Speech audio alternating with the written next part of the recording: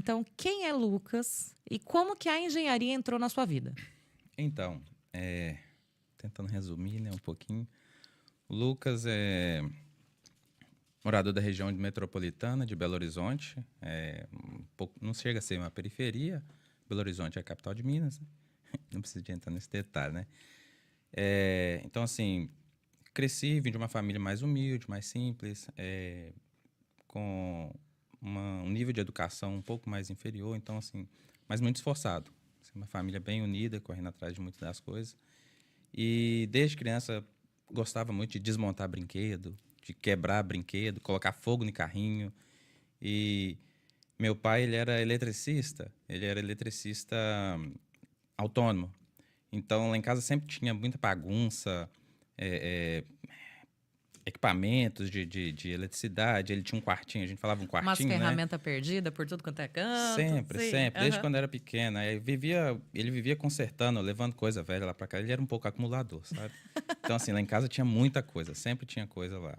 E meu irmão é 6 anos mais velho que eu e ele também gostava de mexer com essas coisas. E a gente estava muito exposto a isso. Acho que muito da curiosidade do que estava ali no nosso dia a dia foi criando essa. Conexão. Exato. Tanto que meus primos falavam, a gente adorava ir para casa do Luquinha. Chegava lá, tinha uma casa na árvore que ele tinha feito, ou tinha um brinquedo diferente que ele tinha feito. E assim, desde então tinha isso, né? E Você mesmo já fazia? sim, Meu sim. Eu Deus! tinha quando eu tinha, acho que. Eu também era um pouquinho nerd, né? Acho que eu tinha Aham. uns 14 anos ou 15 anos, eu construí uma casa na árvore. Que cabiam Caraca. 2 colchões dentro da casa na árvore. Então você imagina o tamanho que era, né? Enorme. Levava comida para cima. Então, assim, aí meus outros primos ficavam doidos com aquilo, né? Sim, delicioso. Então, assim, estudei em escola pública, as escolas perto da casa da minha mãe, onde a gente morava, não eram tão boas assim, estava exposto. é, eu tive sorte de ter bons amigos, que talvez se eu não tivesse tido essa sorte, eu poderia ter facilmente desviado de um caminho bom, né? Tinha muita chance de ter ido para um caminho ruim, Sim. mas eu tive essa sorte de não ter desviado desse caminho. E durante o ensino médio, um amigo meu, ele estudava numa escola no centro de Belo Horizonte. A Estadual Central era uma escola estadual, mas era uma escola de referência. E só que pra gente era um pouco difícil, porque tinha que pagar passagem. Naquela época não tinha. Hoje eu ainda não sei se já tem passe livre ou coisa do tipo, mas eu lembro que desde aquela época tinha passeatas para isso. E eu consegui uma vaga na escola, aí era uma luta para poder conseguir passagem todo dia. Eu lembro, eu trabalhava no ensino médio, trabalhava tipo, acho que era das 2 às 8, eu estudava pela manhã, trabalhava isso durante um ano, um dos 3 anos, para poder conseguir ajudar, ter dinheiro para poder pagar passagem Para e poder estudar. para poder estudar, ensino médio ainda. Sim. E finais de semana, fazia bico de garçom, trabalhava de garçom no final de semana, passava a noite inteira, por exemplo, chegava numa festa às 8 da noite, saía de lá às 5 da manhã para ganhar R$ 40. Caraca. E na época uma passagem era R$ 2, então você pensa em 0,5% de um dia de trabalho para pagar uma passagem, ou 1% uma ida e volta para ir para a escola. Então, tive que correr muito atrás. E não era só eu, meu irmão também faz a mesma coisa. Tinha os corres dele lá para poder a gente conseguir chegar hoje onde a gente chegou. E no ensino médio, teve o Enem, tinha que fazer o Enem, né? Mas o Enem era, na época, acho que era o segundo ano do ProUni. Aí eu fiz o Enem sem preparar, não tinha a mínima intenção de preparar, porque a opção era ou o FMG, que é a Federal de Minas, ou é isso, não tinha dinheiro para poder pagar para a faculdade. Aí eu fiz a prova do Enem e apliquei lá. Na época você tinha direito a 5 faculdades, 5 escolhas. Aí eu coloquei. Minha primeira opção foi engenharia mecânica na PUC, engenharia elétrica na PUC, arquitetura e urbanismo na PUC, mecânica na Pitágoras e elétrica no Pitágoras. Aí a minha primeira opção eu consegui a nota para passar na PUC. Aí eu Caraca. consegui já bolsa integral de 100%, porque a renda da minha família era baixa, dava direito a uma bolsa de 100% integral. E mas ainda assim tinha que pagar a passagem para poder ir para a Chegar faculdade e lá, tudo, sim. mas consegui. Já foi uma primeira vitória ali, né? Com certeza. E E assim, foi aí que eu comecei na engenharia. Não foi, foi talvez por sorte, mas aí tinha o preparo. Eu lembro que na época do ensino médio eu gostava de estudar. Eu teve um período que eu cheguei a fazer umas aulas com dois amigos meus. A gente estudava no final de semana.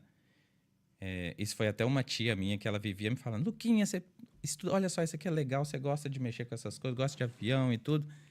Tem uma chama EPICAR, que é a Escola Preparatória de Cadetes do Ar. Fica na cidade de Barbacena e é para geralmente quando as pessoas têm na faixa de 16 a 18 anos para ingressar lá. Saindo do colegial para entrar lá. E já é ensino médio já. Sim. Aí eu lembro que eu fiz a prova, e a prova era só português e matemática. Só que assim, eu não tinha preparatório nenhum. Era o que eu tinha aprendido na escola mesmo.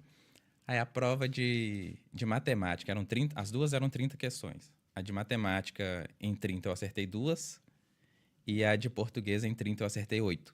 Caraca. Então, você imagina o nível Sim. das pessoas poderem entrarem lá. Tanto que eu tenho um amigo meu que ele passou na prova, e esse que a gente estudou junto por um tempo, ele continuou estudando, eu não continuei porque tinha que pagar o curso e eu não tinha condição de pagar. Ele passou na prova, mas aí no exame físico ele não passou porque ele usava óculos e não podia. Aí tinha que ter a questão da acuidade visual. Aí ele não passou. Mas foi assim, o único momento que eu tive preparatório para aquilo. Aí eu tentei fazer o Cefet, que é o curso técnico federal. Lá. Tentei, acho que a nota de corte tinha que passar, com 35 eu passei, eu tive 32 na pontuação e não passei. Mas passei assim, estava na beirada ali, sem ter um preparatório. Se tivesse alguma desistência, ainda podia correr o risco, ou se eu tivesse, por exemplo, feito um cursinho. Ah, sim. Talvez teria passado, sabe? Sim. Mas não tive essa condição de fazer, né? Essa oportunidade na época. Mas eu consegui o curso superior. Foi então que eu comecei. Só que a PUC, até então, na época, era... se eu não me engano, na região de BH ou de Minas, era a top das top lá. Tanto que, quando eu entrei, eu perdido como é que é, porque eu acompanhava, os professores tratavam a gente como se já soubesse de tudo, né? Assim, a matéria está aqui, vocês têm um livro aqui, é cálculo 1, seu livro está aqui, passou essa matéria, vocês estudem e prova. Aí, assim, eu ficava louco, não sabia de nada, e meus colegas de sala, tipo, já tinham estudado nas escolas de referência lá, Loyola e outras escolas que eu nem lembro, nem conheço todas elas. Eles sabiam praticamente tudo, já sabia fazer uma derivada, uma integral, saindo do ensino médio, eu não tinha nem noção do que é aquilo. Então, assim, eu tive que ralar muito para poder conseguir acompanhar. E a bolsa ainda tinha questão, que a bolsa você tinha que ser aprovado por semestre em 75% das disciplinas que você cursava. Então, assim, primeiro período, 6 matérias. Então, eu tinha que, pelo menos, passar em 4 delas. E no primeiro período, eu já fui reprovado em uma, porque era pesado. Puxado. E eu só estava por conta de estudar, então, até então.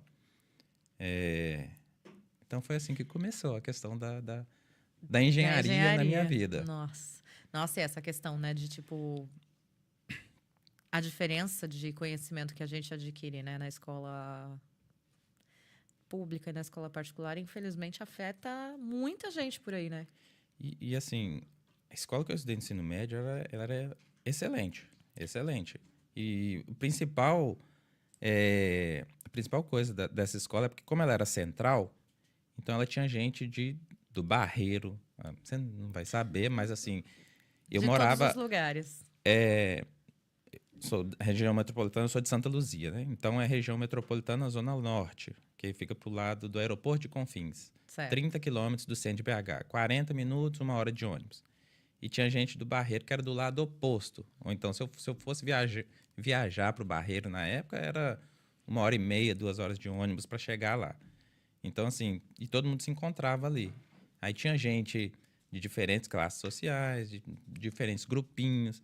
Então, ali já tinha eu já saí um pouco daquela zona de conforto que até então, o que eu estava exposto, meu mundo que eu estava exposto era diversão pra gente, era ir pra igreja.